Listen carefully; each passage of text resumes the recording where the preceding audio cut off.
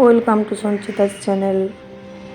আজকে সকালবেলা মেয়েকে স্কুল বাসে তুলে দিয়ে যাচ্ছিলাম একটুখানি বাজারে।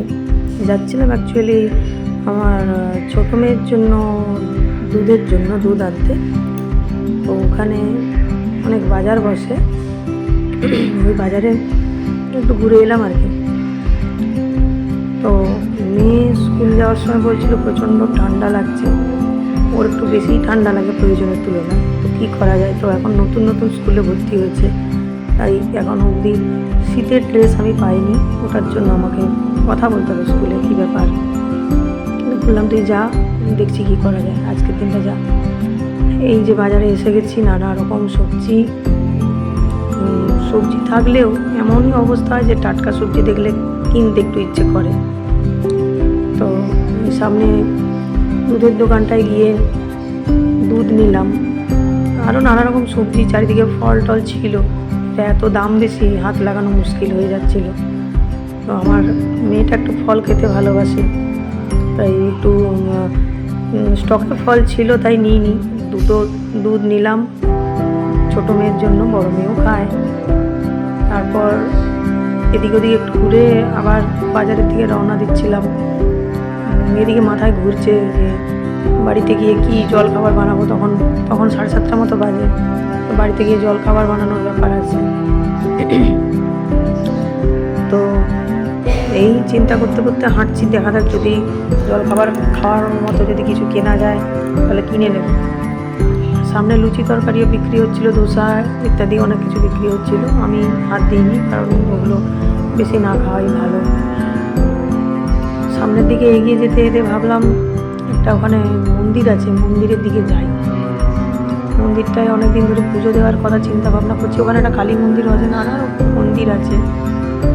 তো ওখানে একটা জগন্নাথ মন্দিরও আছে, সুন্দর লাগছিল। আমি আগেও গেছি, ভালো লাগছিল। মানে সকালবেলার পরিবেশটাই আলাদা রকম হয়। তো সেখানে দেখলাম দু একজন ছিল, প্রণাম করলো দেখলাম। আমি গেছিলাম, আমার ভালো লাগছিল। আমি খুব একটা যাই না, কিন্তু সকালবেলাটা যেতে বেশি ভালো লাগে, ফাঁকা থাকে, দেখতে ভালো লাগে। তো এই যে মন্দিরে ঢুকতেই একটা পরিবেশটা দারুণ, আর চারদিকে একটুখানি মিস্ত্রিরা কাজ করছিল। তো এই মন্দিরটি নতুন মনে হচ্ছে, কারণ আমিও এখানে যদিও নতুন, কিন্তু দেখে মনে হচ্ছে নতুন। বা এমনও হয় যে মন্দিরটাকে এত ভালোভাবে মেনটেন করেছে যে সবসময় নতুনই লাগবে। তো ভালো লেগেছিল। মন্দিরের সব থেকে যেটা আমার ভালো লাগে ঢুকলে, ওই যে দূরে দেখা যাচ্ছে এই যে জগন্নাথ দেবের কৃষ্ণ রূপে যে দাঁড়ানো স্টাইলটা, ওটা আমার খুব ভালো লাগছিল। রোদটা পড়েছে সেই সবে, মন্দিরটা সেই সদ্য খুলেছে, এই সব আছে, সব কিছুই আছে জগন্নাথ মন্দিরের স্টাইলে। ভেতরে ঢুকছিলাম, আমি জানি না মোবাইলে ক্যামেরা করাটা অ্যালাউ ছিল কিনা জানি না। আমি দেখলাম কিছু বললো না। জগন্নাথ দেব সবার মঙ্গল করুন। সকালবেলা দেখে এত মনটা ভালো লাগছিল।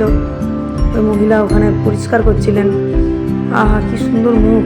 ওখানে রাম সীতার মূর্তি আছে একটা, আর ওখানে হনুমান ঠাকুরেরও মূর্তি আছে। উনি ওখানে জিজ্ঞেস করছিলেন আমি কোথায় থাকি। আমি বললাম আমি কাছাকাছিই থাকি। তো সামনে আশেপাশে দু একটা আরও ভালো মন্দির ছিল, রাধাকৃষ্ণের মন্দির। এইটা হচ্ছে কালী মন্দির প্লাস শিব মন্দির একসঙ্গেই আছে। তো এই মন্দিরে আমার একবার পুজো দিতে যাওয়ার কথা, অনেক দিন ধরেই মানসিক হয়ে আছে। তো দেখা যাক, মঙ্গলবার শনিবারে আসতে বলেছে মানসিক পুজো, কিন্তু মঙ্গলবার শনিবারে আসা একটু মুশকিল হয়ে যায়, কারণ টাইমিংটা এত অড। 11টার পর, অড ঠিক না, মন্দিরে এরকমই বোধহয় পুজো হয়। দেখা যাক যদি রান্নাবান্না করে যেতে পারি, কারণ হাজব্যান্ডের অফিস থাকে, তার রান্না থাকে, বাড়িতে ছোটো বাচ্চা আছে। আর এই যেটা কুটিরের মধ্যে একটা শিব ঠাকুর, এত সুন্দর লাগছিল দেখতে, খুব ভালো লাগছিল দেখতে। দূর থেকে খুব সুন্দর লাগছিল, ফটোতে কীরকম লাগছে আমি জানি না, খুব সুন্দর লাগছিল। আর এইখানে মনে হচ্ছে যেটা যে নানা রকম যে ঠাকুর ভাসানো হয়, এখানে সামনেই পুকুর ছিল, আমি জানতাম না সামনে পুকুর আছে। এই পুকুর থেকে বোধহয় ঠাকুরগুলো তুলে এখানে সাজিয়ে রেখেছে। দেখতে ভালো লাগছিল, খারাপ লাগছিল না। যাই হোক, আবার যদি কখনো ব্লগ করি আসবো।